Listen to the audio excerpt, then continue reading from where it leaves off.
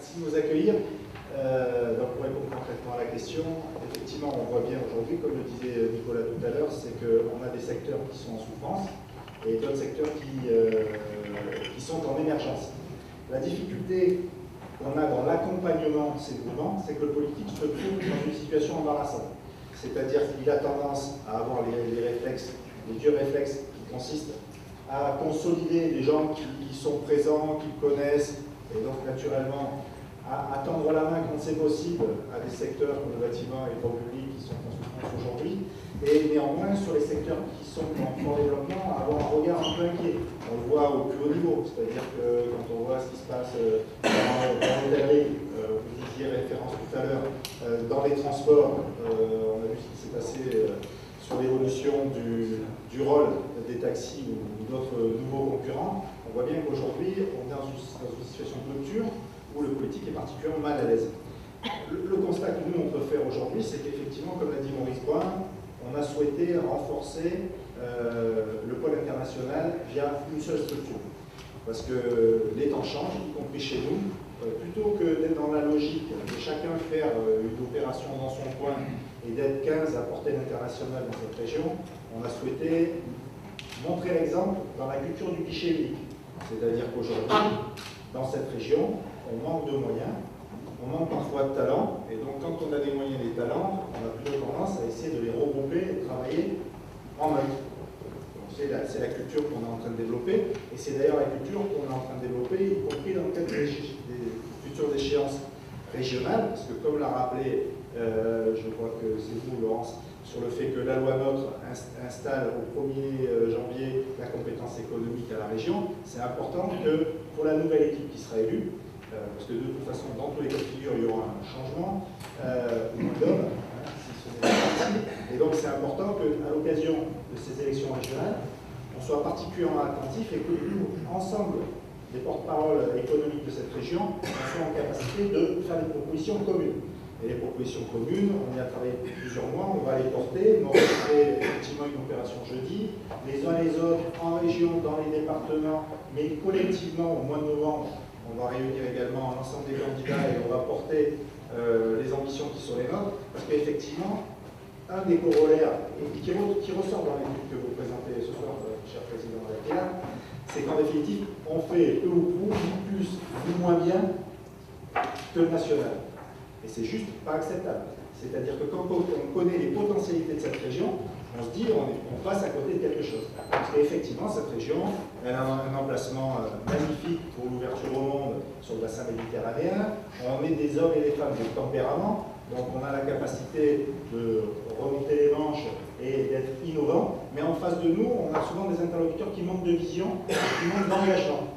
Et donc ce qu'on souhaiterait, c'est que la future équipe de la région porte cette vision, porte cet engagement, et cet engagement il est assez simple, c'est qu'on est souvent consulté, rarement entendu, et donc on considère en particulier que le bon tandem entre le monde économique et la région dans le cadre des prochains mois, c'est non pas la consultation, c'est la co-construction.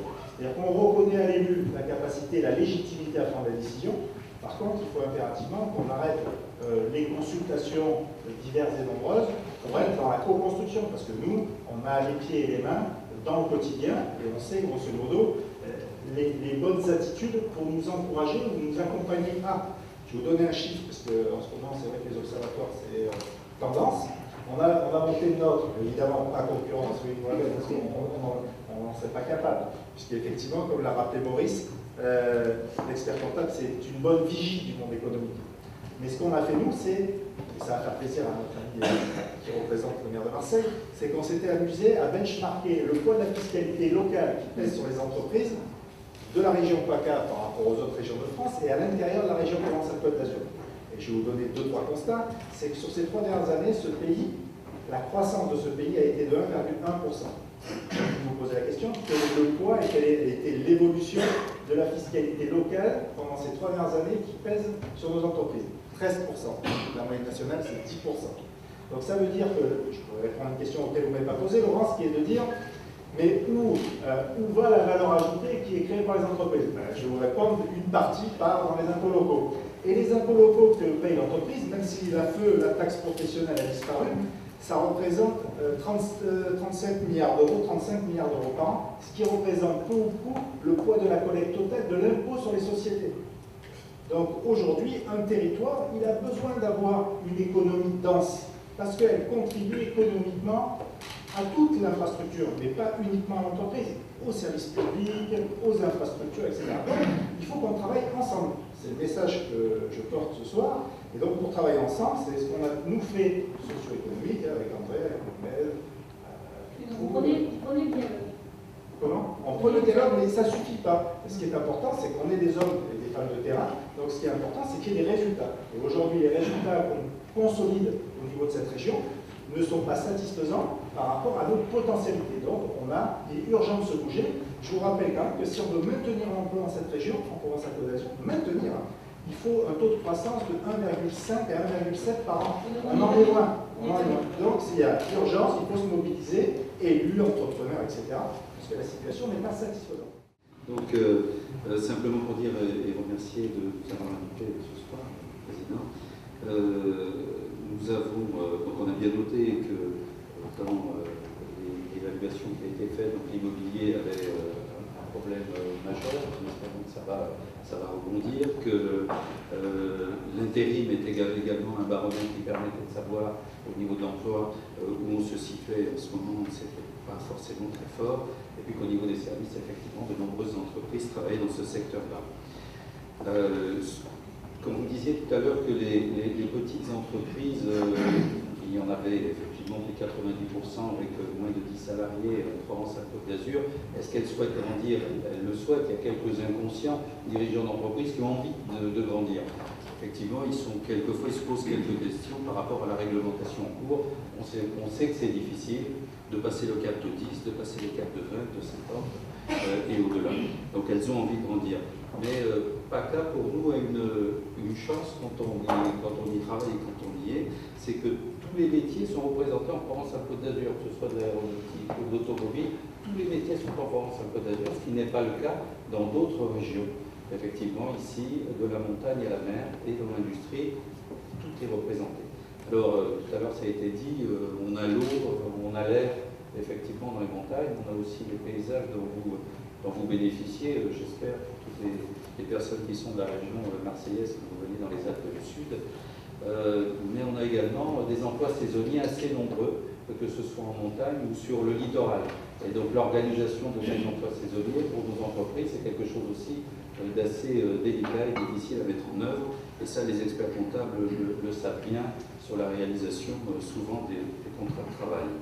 Donc moi, je voulais vous dire également que sur le dernier accord qui a été signé pour la formation professionnelle, dont vous en avez entendu parler, aujourd'hui il y a une stagnation dans les entreprises. Sur le premier semestre, effectivement, il y a eu peu de demandes de formation professionnelle, donc les organismes de formation en souffrir un peu, et on est dans l'attentisme en fait de la mise en place de ce nouvel accord, de ce nouvel ANI. Et vous savez tous que le DIF, on est passé en CPF, en compte personnel de formation, et sur la France, il n'en a pas été réalisé plus de 1000 sur la France entière. Donc on s'aperçoit bien que ce compte personnel de formation stagne avec une liste obligatoire nationale, régionale et les accords de branche. Et aujourd'hui, en tant qu'expert comptable, vous avez un rôle, vous aussi, de transmission et d'information sur la mise en œuvre, et pour vous, dans vos cabinets, mais également pour vos entreprises, pour que les entreprises s'approprient également cet outil et petit à petit le mettre en œuvre. Cette liste va augmenter petit à petit par des accords qui vont venir également des branches et de l'Interpro, mais saisissez-vous de cette opportunité à l'intérieur donc des OPCA. Aujourd'hui, on commence à déverrouiller un peu et les montants sont relativement conséquents. Donc saisissez-vous, il y a des opportunités d'ici à la fin de l'année pour pouvoir utiliser les fonds de la formation professionnelle. Donc faites-le dans l'Interpro, dans les réseaux et dans les branches.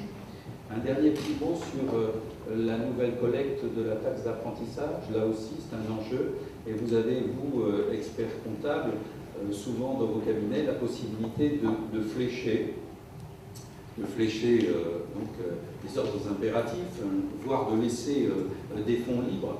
Sachez une chose, c'est qu'il y a aujourd'hui plus de 40 millions d'euros qui s'échappent de Provence-Alpes-Côte d'Azur, de taxes d'apprentissage qui partent ailleurs. On comprend bien sûr si on a été formé dans les grandes écoles, là ou là, pour faire renvoi en dehors de Provence-Alpes-Côte d'Azur, si vous pouvez agir pour que au moins ces sommes-là, puisque tout à l'heure on parlait également de moyens, parce qu'il nous faut des moyens pour travailler ensemble, la taxe d'apprentissage est un des moyens de pouvoir travailler ensemble. Faites en sorte, si possible, que peu importe où ça aille, mais que ça reste en Provence-Alpes-Côte d'Azur. Oui, parce qu'il y a quelque chose, je souscris complètement avec ce qui a été dit, il y a un point que je trouve très important, qui est celui de la relation entre les politiques et ce que j'ai appelé cette mutation économique. Je sais qu'un certain nombre d'entre vous, notamment quand je vais parler du rôle de la région, du rôle moteur que pourrait avoir Marseille ces prochaines années, la plupart d'entre vous ont pensé que c'est pas possible avec la politique.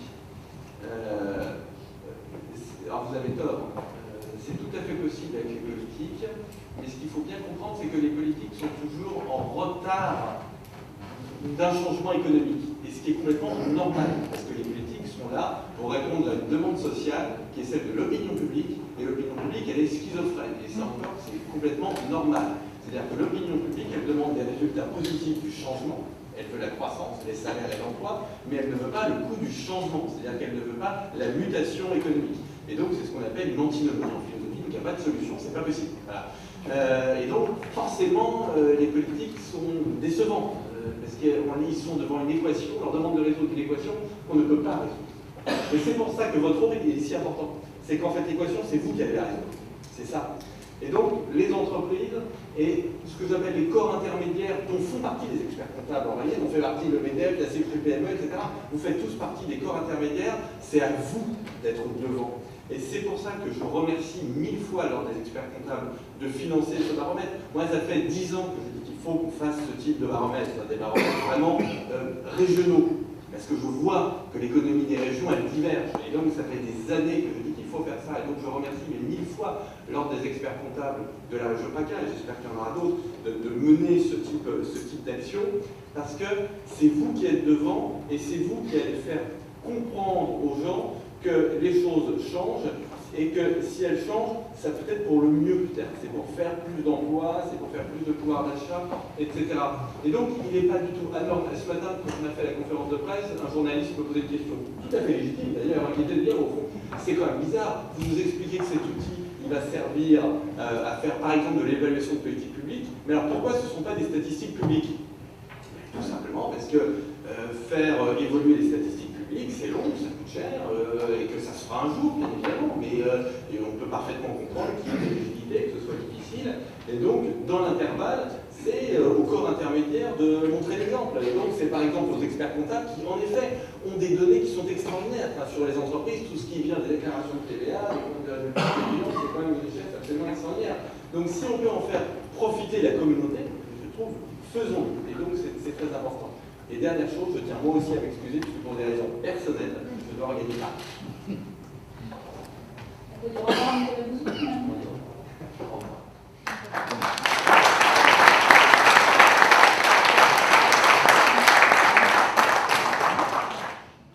C'est juste pour dire qu'on ne peut pas plus passer pour des bonnes leçons. Donc on a des propositions concrètes. Je rebondis sur les propos de Claude en matière de formation. Nous, les partenaires sociaux, on a des fois le calendingue à créer des machines qui ont une utilisation sur le terrain qui peut être contestable. Je vais vous parler en matière de formation du DIF qui est devenu le CPF. Dans ce pays, il y a des secteurs où il y a peu d'argent, mais par contre, il y a des secteurs où il y a de l'argent. Et sur la formation, c'est un secteur où on a des moyens pour élever le niveau de jeu de nos équipes. Et je suis convaincu, comme beaucoup d'adhérents du MEDEF, pour de 93% de nos adhérents ont moins de 10 salariés, je le dis pour mon ami Claude. Et donc, pour l'ensemble de ces entreprises, petites, moyennes ou grandes, ce qui est important, c'est quoi? C'est élever le niveau de jeu de compétences de nous-mêmes et de nos équipes.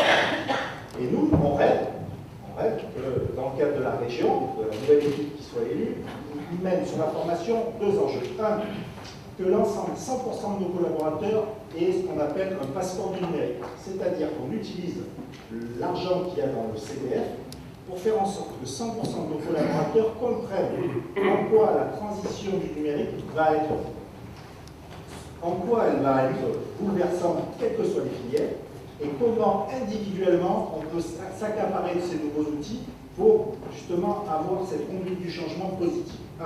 2. Le tourisme est un des 2 piliers économiques de notre région. Je le rappelle ici, on accueille dans cette région autant de touristes que l'Australie, le Brésil ou la Tunisie à l'époque où la Tunisie était un pays qui recevait beaucoup de touristes. Donc on n'est pas une région qui ne compte pas dans l'environnement touristique. On a à 15 ans la possibilité de développer par 2 le volume de touristes accueillis.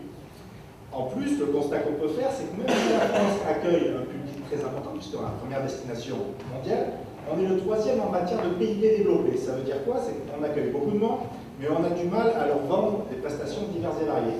Au même titre, les Américains sont bien meilleurs que nous, ou même les Espagnols. Et tout simplement, ça veut dire quoi? Ça veut dire qu'on a un problème dans la gestion de la relation client. Okay? Et donc, il serait souhaitable que là aussi, on utilise le CPF, et qu'on soit dans le service ou dans le tourisme, que l'ensemble de nos collaborateurs aient des formations qui soient qualifiantes et qui permettent d'élever le niveau de jeu dans notre capacité à relationner et à accueillir nos concitoyens, mais également les gens du monde entier. Voilà. Ça, c'est des propositions concrètes, on a les moyens, il suffit simplement d'avoir une volonté politique, et nous, en tout cas, on est très volontaires sur ce sujet. Je voulais en terminer sur ce point-là.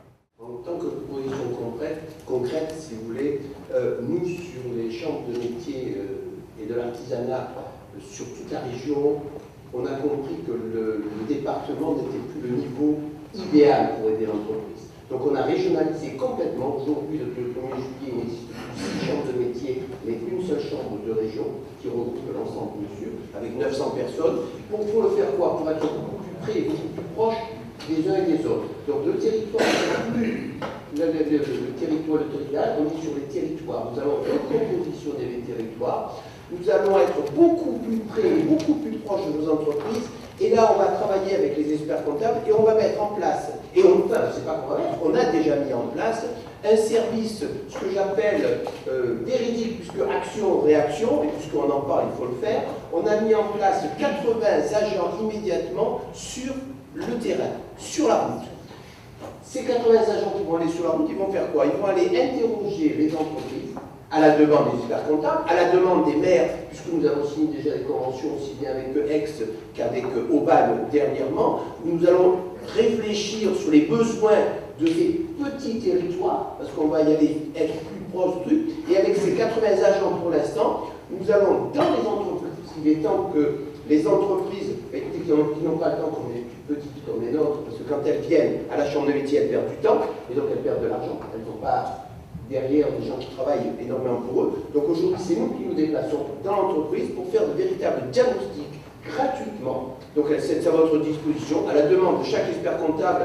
On peut aller gratuitement pour vous et pour vous aider à faire un diagnostic complet dans l'entreprise, pour essayer de réfléchir avec eux comment se développer et aller dans ce monde qui est extraordinaire. C'est un monde pour moi qui va être dur. Mais cette mutation, tout à l'heure j'ai retenu toujours négatif au début, mais positif après. Donc de toute façon, on n'a pas le choix de réussir.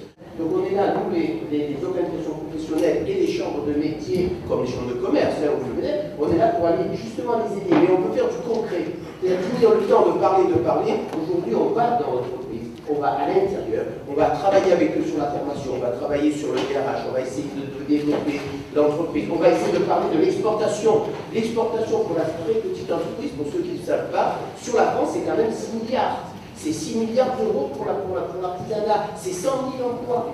Donc il y a aujourd'hui des artisans, et j'en amène couramment sur Dubaï, j'en amène en Chine, j'en amène un peu partout.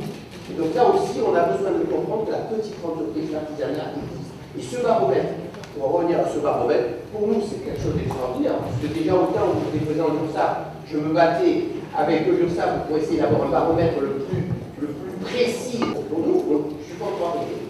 Là, on n'est pas loin, on n'est pas très loin, on n'est pas très loin, mais on devrait y arriver, ça va nous permettre justement d'être encore bien plus précis, de pouvoir aider nos petites entreprises. Parce que, encore une chose, les derniers je m'arrêterai là, c'est que 95% des entreprises françaises sont des moins de 50, des moins de 20.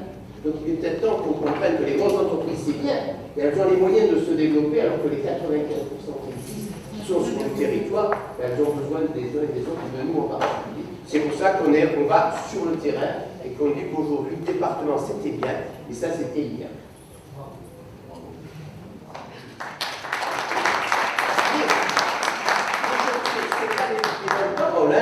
Je peux donner mon numéro personnel à chacun.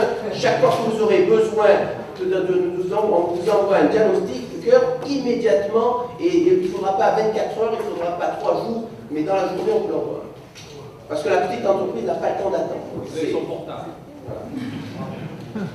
Que pour le travail.